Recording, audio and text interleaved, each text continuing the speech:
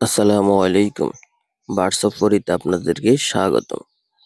যারা ভিডিওটা দেখতেছেন সম্পূর্ণ ভিডিওটা দেখবেন। আজকে আমরা আলোচনা করব কোকাটেল পাখির ডিম বাচ্চা না হওয়ার কারণ।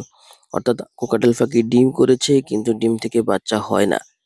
এখন আপনারা দেখতেছেন আমি কিছু ডিম বের করেছি। এগুলো হচ্ছে আমার কোকাটেল পাখি 4টা ডিম পেড়েছে, 4টা ডিম নষ্ট হয়ে গেছে।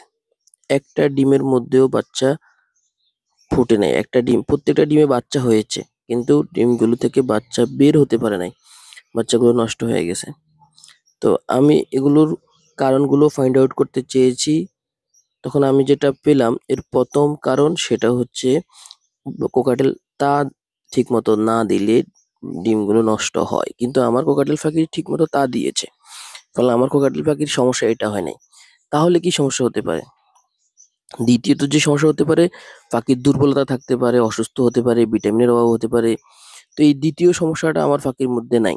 আমার পাখিগুলো একেবারে সুস্থ, তাদের স্বাস্থ্য খুব ভালো, ফলে তাদের এই সমস্যা হয় নাই, এটা আমি বুঝলাম। তাহলে আমার দেখার বিষয় হচ্ছে তাহলে আর কি সমস্যা হতে পারে যে সমস্যার কারণে আমার ডিমগুলো নষ্ট হয়ে গেছে।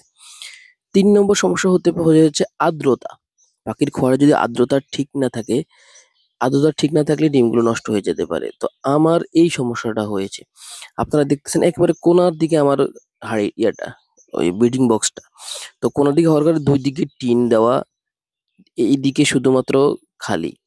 তো এখানে যেহেতু বৃষ্টির সিজন ছিল, বৃষ্টির সময় অনেক বেশি ঠান্ডা পেয়েছে, আর গরমের সময় অনেক বেশি গরম পেয়েছে।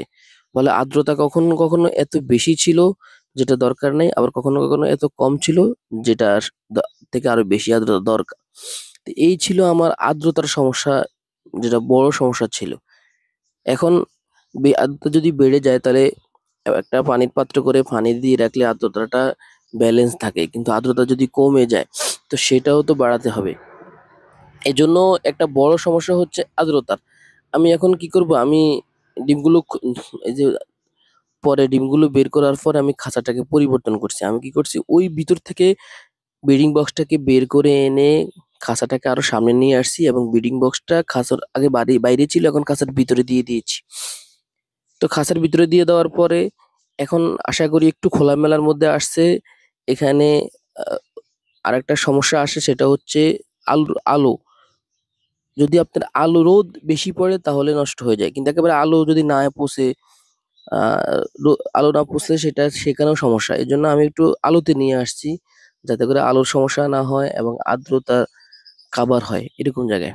তো সামনে কি হয় আপনারা সামনে থাকলে দেখবেন।